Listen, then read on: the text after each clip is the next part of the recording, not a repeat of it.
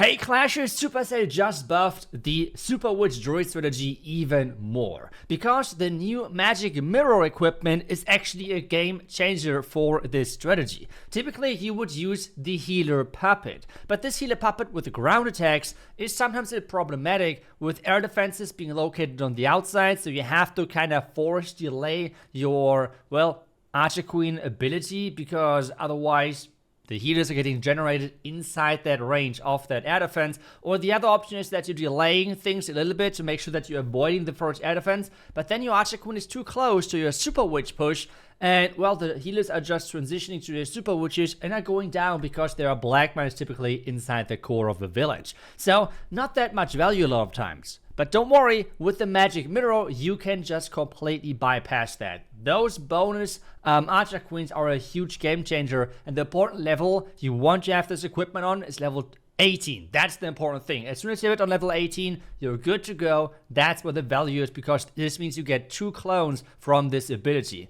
Other heroes are pretty classic. You can use the Spiky Ball instead of the Rage Vial if you have it unlocked. Warden, we're staying the same obviously, and as well with the Royal Champ staying the same. So let's do some attacks and we'll show you exactly what I mean when I say that this strategy got even stronger with this new equipment. And whenever you're playing this strategy, the important number is 15 to 20 seconds. That is the time your Warden Walk should take at maximum, okay? You're not going for an really in-depth fireball for like this core or something. You can do that, but then the Super Witch strategy is not the right call for that, okay? There's like with rocket dunes and other things, and I see so many creators who are trying to go like for deep fireballs. That's not what you should do. For us, I think if we're going right on the bitter heart, that would be not that optimal. That's why we're going a bit from the side, just to make sure that the fireball is going in the right direction. And now we're going for the cannon. Because the cannon is a bit further behind, we're getting the clan caster as well, which is quite nice. So you obviously have to know the range. But you see it again, it took us around 20 seconds with the fireball. It should not last any longer, because otherwise you really might have issues. But back to the attack. Now for us, we want to force those troops into the core. And with that, we need to take down all of those buildings here. And that can be sometimes a problem to get a quick funnel done. But with the Queen and the Archer equipment, or like with the Mirror equipment, that's super easy. One druid in there as well. Make sure that deploying as well some druids for your main push, and you're good to go. Everything is getting pushed into the core. Then jump into the core as well. Make sure that the Invis Tower is getting triggered eventually. Queen is just pushing around. Take a look at that now. 3 Archer Queens are forcing all of your witches inside the base. You can't think of anything better. Obviously the Warden trying again to go into the melee mode, which is unfortunate, but hey, that's what the Warden likes to do, right? Like, that's what he likes to do. We're not going to rage just yet because of the Invis Tower and troops going everywhere, but not where they're supposed to go. Now the Invis. And another really important trick, which you should hopefully learn with this strategy, is where to deploy the rages. Those rages are not here to boost your skeletons or anything like that. They're here to boost those druids. That's the important thing. I will just add the Royal Champ, by the way, now. So always, whenever deploying a rage, make sure that you're hitting your druids. That's the most important thing and the most important troop you want to actually target with those rages. Make sure you keep them alive, because this means that will keep your entire army alive. That's kind of the trade which you can go there. And this base is obviously just gone, just demolished. We can use the Royal Champ ability. Everything is just still alive. We just like use the rage here, freeze, whatever. I don't know, like at this point it doesn't really matter. Just deploy everything else into that corner and we are done. So yeah, that's really what I like about this mirror equipment. The funnel is just so quickly established, and the witches are never really getting distracted by any flank things whatsoever, because the 3 Archer Queens are just so good with dealing damage. They're tanking and they're working great with the synergy of the Siege Barracks. And you have 8 droids, okay? That's typically way too much for your witches in the core.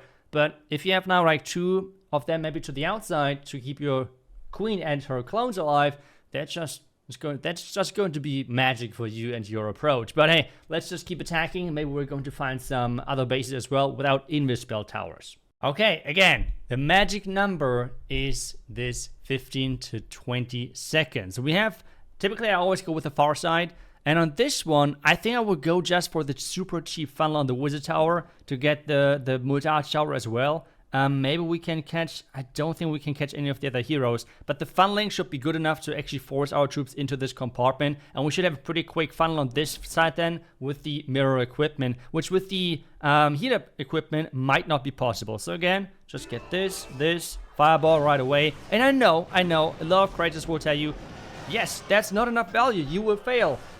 Trust me, I have done now so many of those witch attacks, and my hit rate is pretty solid with this approach. I had overall, I think, like 2 fails or something with a lot of attacks. Now the queen on this one, as well, 1 druid in there, and then we're trying to force everything into that middle compartment to then jump over the single inferno tower towards the core. We have as well 1 druid on the far right side, another druid right here, and I will use the jump a little bit like this because there might be a witch getting distracted by the royal champion, but that should be totally fine. And you can tell already with the healer equipment, this funnel would have been not as quickly established, like not even close to be honest. But yeah, that should make things way easier. Let's shut the royal champ to funnel even further on the left side, like this. Bear dragon as well behind. We can use the rage. As always, the important thing about those rage is to make sure that you are raging up your droids, because they are this kind of secret carry of your army. That's the important thing here. Now, as soon as the druids are like at maybe, I don't know, 1/3 of their blue bar, we're adding new ones. We can as well add the queen ability, the royal champ ability, I'm sorry. As well the rage, because there's a lot of damage, so the king is going down. We still have another rage now for the core because there's still 2 droids alive. We can add a war break with clean up wizards, and this base is just gone. And like, what can I tell you? Going for fancy fireballs is another edition of where things can go wrong, okay? And you don't need to take this risk with this army. This army is broken enough to just go for super simple fireballs. And that's what I'm trying to teach here, because I'm not trying to go for those fancy fireball attacks in those Super Witch armies. As I said earlier, that's like Rocket Loon armies, where you're going with the mass Rocket Loons. That's what you see from the pro players, where they're going with a really deep fireball with like 5 and more invisibility spells to force the fireball really deep into the base. That's like the cool looking stuff.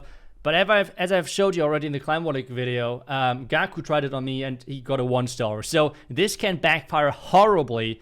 This one is just simple. It is powerful.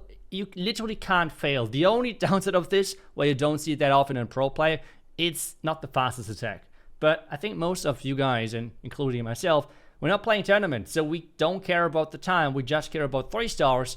And this strategy just does that. It literally cannot fail as long as you're messing up big time. And remember again, 15 to 20 seconds. That is the important timer. So where can we do that? Where can we do exactly that? I feel like maybe on this far left side, I think that would be great. And as well, go for fireball things where you're going for buildings which are out of range of your witches. So like this building would be great to take down. So can we somehow accomplish that? That's the question. I feel like there's not an easy approach for that, so maybe we should just go for just corner fireball and wall break things in. So what I'm going for is just, again, like this, turn this invisible, so we're going 1 building deeper, fireball, great. Now the witches, and we're going to wall break in once to get this stuff in there. Then we're funneling this side with the queen. The king is supposed to walk in then in just a second as well. We should maybe deploy those funneling options. And then we'll do 1 last final wall break to get even further in. Take a look at that. This funnel, not in 10 years, would have been possible with the healer equipment. Like, not even close. You get this funneling in such a short amount of time. It's kind of crazy. And again, because there's a lot of damage, we're going to rage up the droids, so make sure everything stays alive. The queen doing her funneling on this side. The mirrors actually stayed alive for quite some time. King is now pushing in, witches are pushing in. We can get some more droids in here. Let's just do 1 more. And then we just going to get the town hall in just a second as well. I would try to jump here, I believe, because then we're trying to avoid the town hall poison again, because there's damage. We're going to rage up the droids. The droids are inside the rage. That's the important thing, as I said.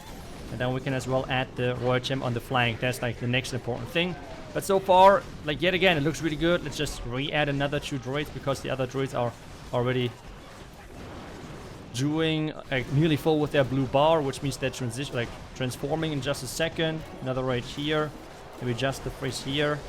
Headhunter or something, Baby Dragon, Wizard behind, and this base is again, like yet again, just done. The Royal Chain ability will clear out the rest of the bottom side with the Phrase Invis spell whatsoever. Like, the power of this strategy is pretty much endless, to be honest. It's just about getting this quick funnel established. That's the only thing you have to care about. Funneling your troops. And for that, it's funneling, which means you want to take down certain buildings, certain areas of the village, and you don't really care if there's 10 scatter shots in there or 10,000 multi-arch towers or merged cannons. And yeah, that's like the one message which I'm trying to give you with this strategy. Don't go for the fancy fireballs. That's where mistakes are going to happen. And as well, the speedy funneling and such, you won't be able to do that without the mirror equipment. Give it a try. That to me is, for this strategy, an insanely strong equipment combination. Let me know if you would agree or disagree here. I think the healer puppet is great, but since you have so many druids in this army, adding 1 or 2 on the outside is totally fine. So that's pretty much my take currently on the Super Witch army with equipments. And yeah, that's pretty much it for me for the video. Thank you so much for watching. I will see you guys back tomorrow for the next one. Until then, see ya and bye-bye.